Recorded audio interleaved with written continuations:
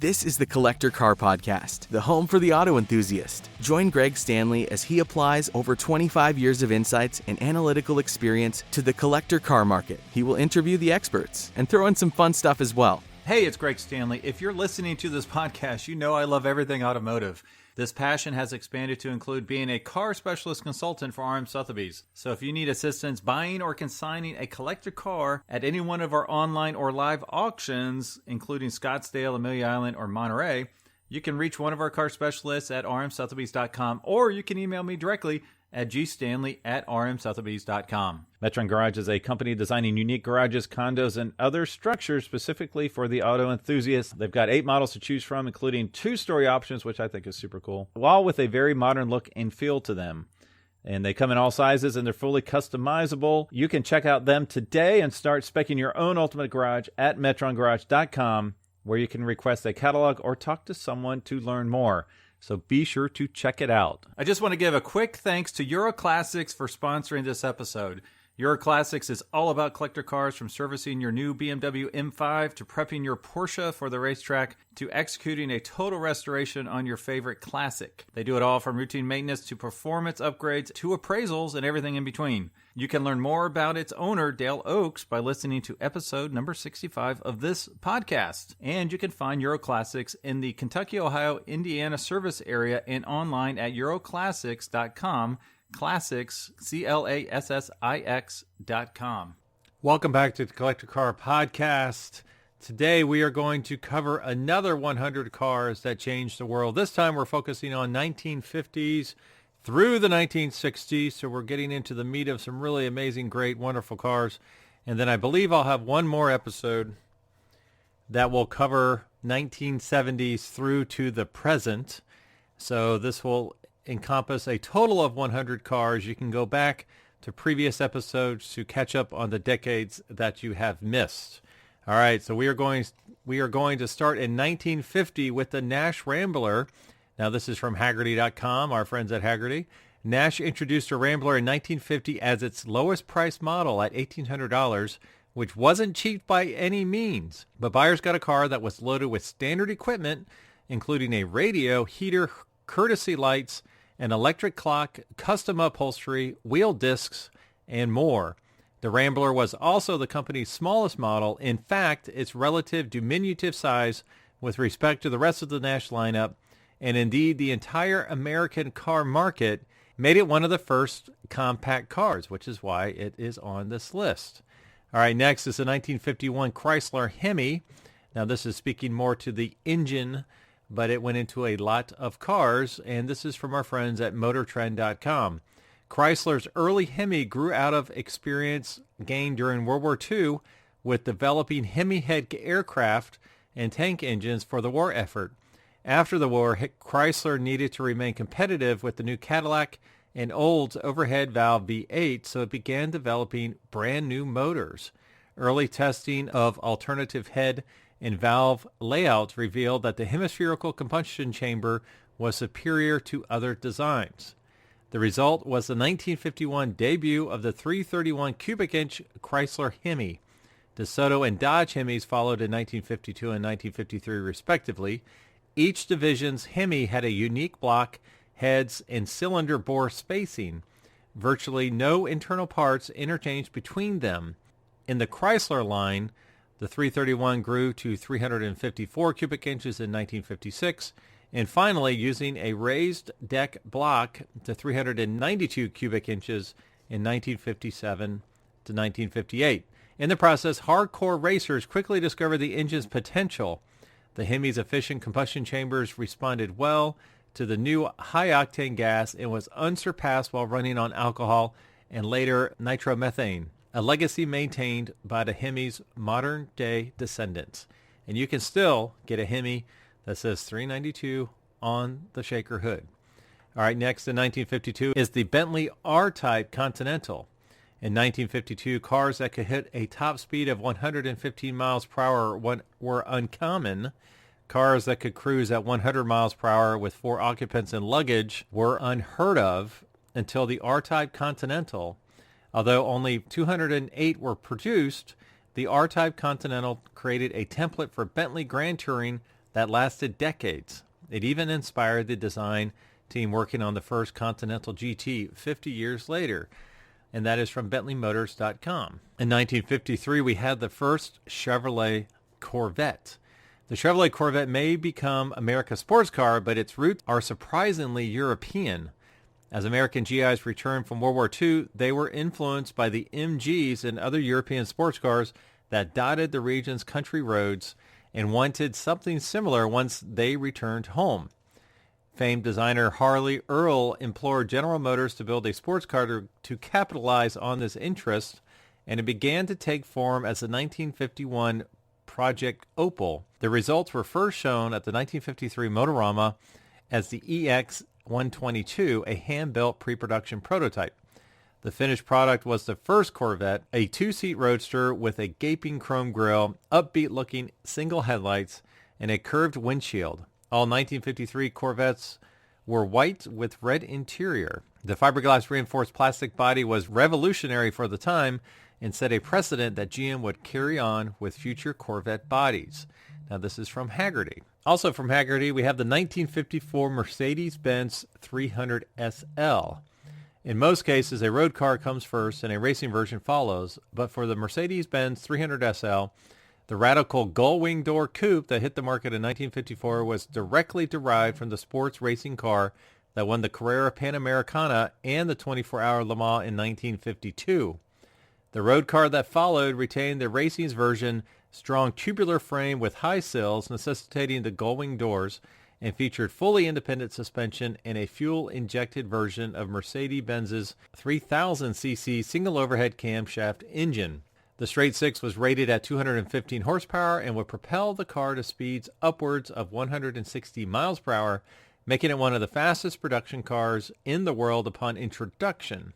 The only transmission available was a 4-speed manual, and powerful drum brakes were fitted to each corner. Significant options included a more highly tuned engine, Rudge knockoff wheels, and fitted luggage. The most coveted of all the production 300 SLs are the 29 aluminum coupes that were made early in the production cycle.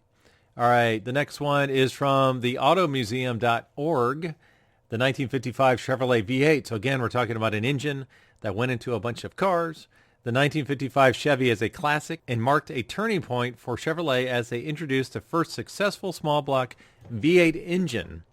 With a displacement of only 265 cubic inches, it still was one of the most powerful engines ever produced, making up to 180 horsepower. Future variants of this engine with displacements of 283, 302, 350, and even 400 cubic inches have become legendary.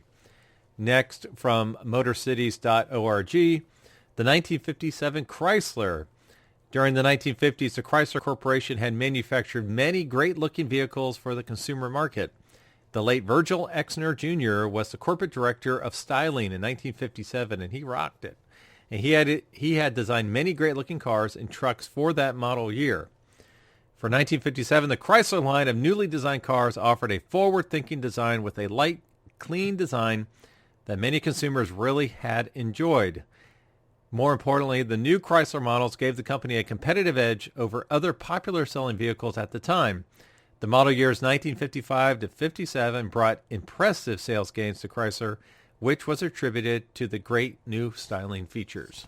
Okay, next from our friends at Hagerty is the 1958 Ford Thunderbird. Now this is interesting because the more iconic classic one in the collector car market is the first gen, the 55, 56, and 57 two-seat Thunderbird. Well, this is when they went big into a four-seater that actually outsold the two-seater.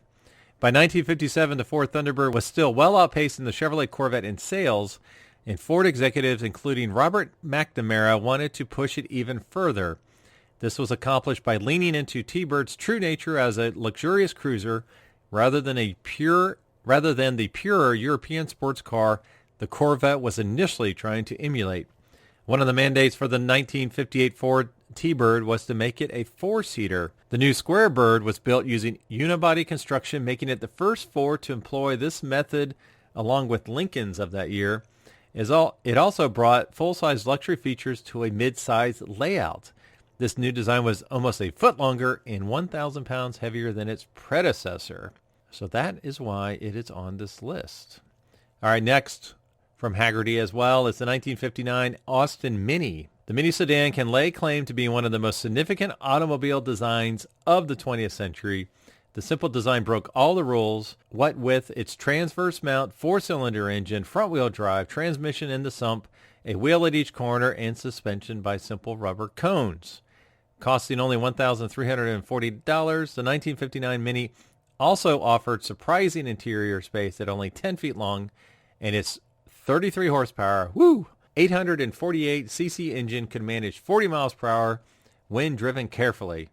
In one step, the Mini had replaced every three-wheeled microcar as well as every motorcycle and sidecar with a real family sedan. It was a stroke of genius. Next, from our friends at Hagerty's, the 1959 Lotus Elite. When Lotus unveiled the Type 14 Elite at Earl's Court in 1957, it signaled a change. No longer would Lotus be seen as just a race and kit car manufacturer, but now also one that produced cutting-edge road cars. Lotus founder Colin Chapman felt that for this production car, traditional aluminum or steel construction would be too costly, so he designed an ingenious fiberglass monocoque body structure that comprised three fiberglass pieces with steel frame members and suspension pickup points, actually embedded in the fiberglass itself. This is a car that many consider to be the most elegant, attractive, and important Lotus in the marque's history. All right, from our friends at supercars.net, the next is the 1960 Ferrari 250 GT short wheelbase Spyder California. This is one of my bucket cars, one of the most beautiful cars ever made. Short wheelbase or long wheelbase, I will take either one. In 1959, Ferrari debuted the shorter California Spyder on their stiffer short wheelbase chassis. These cars were superior as they had disc brakes, a more powerful engine, and less bulk. Like the long wheelbase model that preceded it, the short wheelbase benefited from a competition-bred chassis and engine. The California Spyder was motivated by U.S. distributor John von Neumann and Luigi Chinetti, who convinced Ferrari to create a performance convertible named after their best market, California. The California Spyder emerged with supercar performance and became highly desirable due to its limited availability. Each car was special too, and some examples came with competitive spec engines for the very rare factory hardtop. All right, next from our friends at Hagerty, the 1961 Jaguar E-Type. Legend has it that when it went on display for the first time at the Geneva Motor Show in 1961, none other than Enzo Ferrari remarked that the E-Type, known as the XKE in the U.S., was the most beautiful car he'd ever seen. And for your Jag fans out there, stay tuned because I'm going to have a Ferrari/Jaguar t-shirt that you can have for yourself.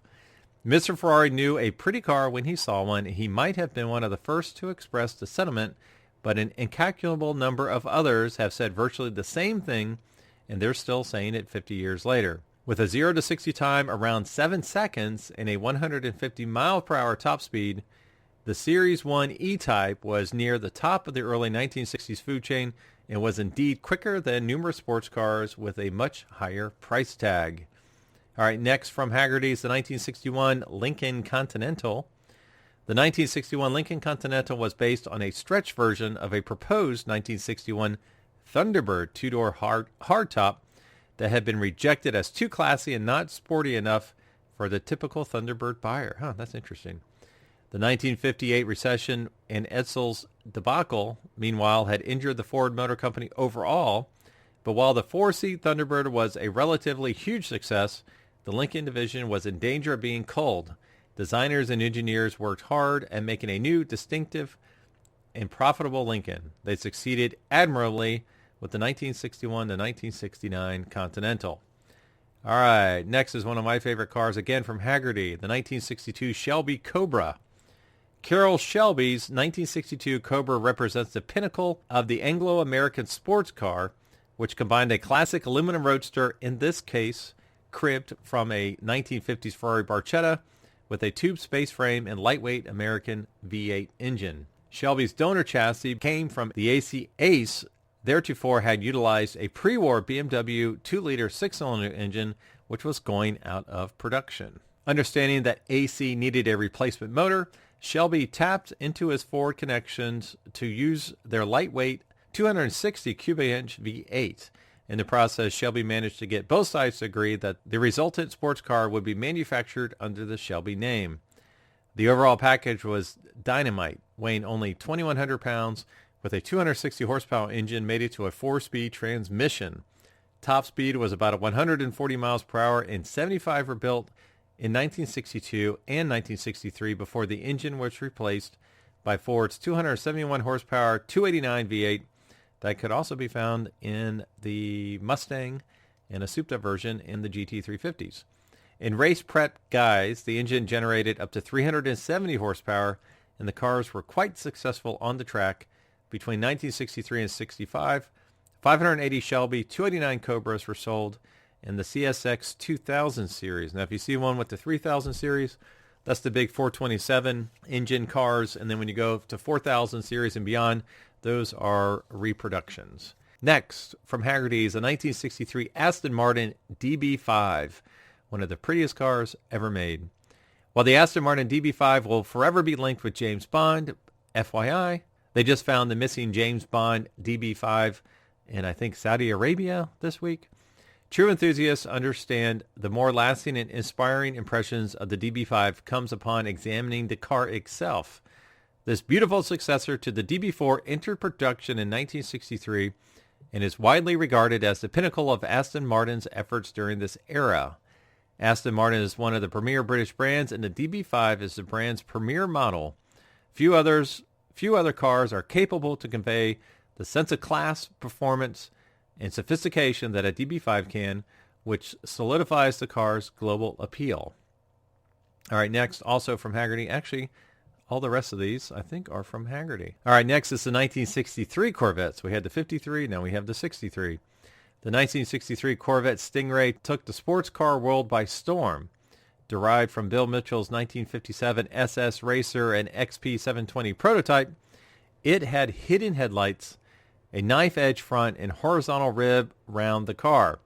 New fastback coupe bodywork featured a split-back rear window and doors that cut into the roof. The frame was 4 inches shorter than the 1962 model, as well as lighter and stiffer.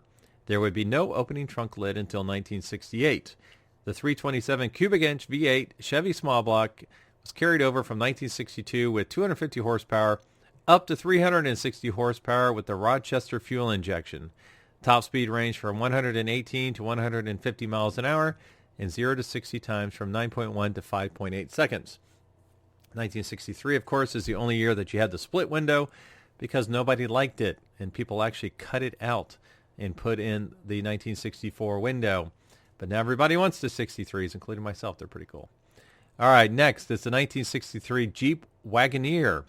Willys always had some type of truck-based wagon in the post-war years, and because they sold reasonably well, a wagon was sure to be in the mix when Willys was rebranded as Jeep and introduced an all-new truck for 1963. In fact, wagon made up part of the name. The Jeep Wagoneer shared all the styling cues of its new stablemate Gladiator pickups, and Wagoneers featured either a traditional 2 or a new for Jeep 4-door body style. All of a sudden, the Chevrolet GMC Suburban and International Travelall had a new rival. Next is the 1964 Porsche 911. Under the internal Type 901, Porsche developed a completely new GT car that was evolutionary of the 356, but with better visibility, more shoulder room, and an overhead cam 2-liter flat 6 motor with about 40 more horsepower than a 356 Super. Early 911s had much of the vintage charm of a 356, including chrome trim inside and out. They also rusted with the same electricity as the 356 and were more tail-happy because of the increased power and skinny 165-15 tires. This tendency reached its apex with the 911S introduced in 1966. With 160 horsepower and a tiny tire contact patch, the early S could be a handful. It went away in the U.S. for the 1968 model year, only to return in 1969 with mechanical fuel injection. Of course, the 911 has to be one of the top 100 cars that changed the world. All right, 1964, we have the Ford GT40. The Ford GT40 stands near, if not at, the pinnacle of collectible post-war American cars. The colorful stories and characters surrounding the model's development, the GT40 on-track excellence and execution of mission, and the car's purity all contribute to its larger-than-life persona. Motivated by Henry Ford II's unrelenting desire to beat Ferrari on the track, reportedly due to Enzo Ferrari jilting a Ford buyout offer, led to a partnership with Lola in 1963. The British race car manufacturer had already used a Ford V8 with some success in their GT, and prototyping resulted in a 4.2-liter mid-engine alloy V8 race coupe sheathed in a fiberglass body, debuting in April of 1964. You know that 4.2 liters, the 289 Ford Mustang engine, also the one in the Cobra. The sophisticated car could exceed 200 miles an hour and was a sleek 40 inches tall, thus the 40 in the car's name. The GT40 showed promise on the track, but was ultimately too fragile to reliably compete. Then entered Carroll Shelby, and we know how well that went. All right, next is the 1964 Pontiac Tempest GTO. Yes, GTO was not a separate model at this time. Just as Ford was developing its Mustang for the famous 64.5 April launch, the folks at GM were already delivering the car often credited with starting the muscle car craze. Launched in October of 1963, the GTO would evolve into one of the definitive American performance cars of the decade. The 1964 Pontiac GTO was based on the Tempest Le Mans and featured a 326 cubic inch V8. GM pulled out of racing in 1963, and Pontiac was stuck with an institutional limit of 330 cubic inches on mid-sized cars, but an option package for the Le Mans would change all that. All right, 1965, technically 1964 and a half, is the Ford Mustang. If the Volkswagen Beetle was the most significant car of the 20th century with 21.5 million sold, and the Ford Model T was second with 14.7 million produced, the Ford Mustang must occupy third place. For one thing, it's still in production in the 21st century with 9 million built to date, but it's also right up there with the other two in terms of cultural significance. Lee Iacocca's brainchild was a brilliant combination of humble Ford Falcon underpinnings with a long hood, short deck coupe that still looks just right. Introduced in April of 1964, actually April the 17th, as an early 1965 model, its European flair could be traced to designer Roy Lunn, who had worked for Aston Martin. The first prototype was built in 100 days in the summer of 1962. Iacocca's aim was a car that cost $2,500, weighed 2,500 pounds, and could carry 4 people. He got pretty close, as a base 6-cylinder hardtop coupe, 3-speed manual gearbox cost $2,320 and weighed 2,449 pounds. It was based around a strong, lightweight unibody with multiple bracing, minimal brightwork, and a European-style recessed sporty grille. I still love the Mustangs. I'll have another one at some point. All right, next is the 1967 Lamborghini Muira. So this is interesting. We just talked about the first quote-unquote muscle car, the GTO. Technically, I think it was the Delta 88. But let's say we just talked about the first muscle car in the GTO. Then we talked about the first pony car in the Mustang. Now we're going to talk about the first supercar in the 1967 Lamborghini Muira. Few cars achieve legendary status, while even fewer continued to live up to it by every accepted measure more than 4 decades after their introduction. But the Lamborghini Miura is just such a car. This mid-engine coupe took Lamborghini from being an upstart company that challenged Ferrari with very competent GTs to a world-class supercar manufacturer that forced Ferrari and everyone else to rethink how they built road cars. Lamborghini gave a hint of what was to come at Turin in 1965 when it showed a rolling chassis that everyone was sure was going to be a race car, including its designer. In the following year, a finished car appeared at Geneva with coachwork that to this day is seen by many as Bertone's crowning achievement. All right, only 5 more cars to go in the 1960s here. Next is a 1968 BMW 2002. The 2002 is perhaps the most famous of BMW's new class line, and it revitalized the Bavarian automaker's historically underwhelming international reputation. The world was captivated by the 2002's attractive blend of power, agility, and style, in addition to its reasonable price tag. 2002s were offered in 2 varieties in the U.S., the single-carbed 100 horsepower base 2002 and the uber sporty 2002 TII. Both were powered by a 2-liter single overhead cam i4, but the TII added mechanical fuel injection to wring out 130 horsepower. Other variants included the Cabriolet Targa, a 3-door touring model, a twin carbureted TI, and a rear turbo, all intended for European consumption only. Those old turbos are $120,000, $130,000, $150,000 now. They are expensive. All right, 4 more. The next one's a 1968 Dodge Charger. Dodge's big news for 1968 was the new Charger hardtop, a crisp redesign mostly remembered for the classic chase scene in Bullitt and the orange #1 General Lee from the popular television comedy The Dukes of Hazzard. The 1968 Dodge Charger's shape was one of the most elegant renditions of the popular Coke bottle wasp-waisted design and featured a slim full-width grille with hidden headlights, flying buttress at the rear, and a tunnel back window reminiscent of GM designs. 2 rounded taillights on each side were recessed in a black panel. All right, 3 more. A 1968 Ferrari 365 GTB4 Daytona. Ferrari once again used the Paris show in 1968 to unveil its latest front-engine road car, the 365 GTB4 or Daytona, as it came to be later known. The Ferrari 365 Daytona had a 4.4-liter 4-cam V12 producing 352 horsepower initially, and like its 275 GTB predecessor, it had a Pininfarina-styled coachwork mounted on a steel tube frame, as well as a rear-mounted 5-speed transaxle and independent suspension all around. All right, next is the 1968 Plymouth Roadrunner. Plymouth's boxy Belvedere GTX may have been late to the mid-sized muscle car market in 1967, but the division stole a march on everybody else in 1968 with the Roadrunner. This time, Plymouth got it right, putting a 335 horsepower, 383 cubic inch V8 engine with a 440 Super Commando heads and camshaft in a bare bones 3,000-pound 2-door hardtop with a 4-speed floor shift synchro transmission. Base price was $2,870, skinned down to a rubber floor mat and non-pleated taxi cab interior.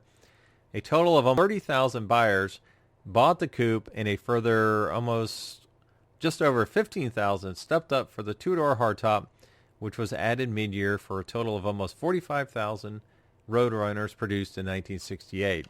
Now, the last car for our 100 cars that changed the world, 1950s to 1960s, for the 1950s and the 1960s, this is a little bit of a surprise, the 1969 Jaguar XJ. Upon its introduction in 1968, the new Jaguar XJ6 replaced all the sedans which preceded it. The signature 4.2-liter double overhead cam 6-cylinder engine delivered 180 horsepower and was matched with anti-dive suspension, power rack and pinion steering, power disc brakes, and either an automatic or manual 4-speed transmission with overdrive. Inside there were leather seats, walnut facade, and enough gauges for a small plane. The XJ6 was the last Jaguar designed by company founder William Lyons, and it was a fine balance of refinement, luxury, and performance. Handling was superb for a 4-door sedan. Well, that is it. We will have one more installation to cover 1970s to the present. Thank you for joining me, and I will talk to all of you next week. Thanks for listening to the Collector Car Podcast. Don't forget to give us a nice rating on iTunes, and be sure to follow us on Instagram and everywhere else at the Collector Car Podcast.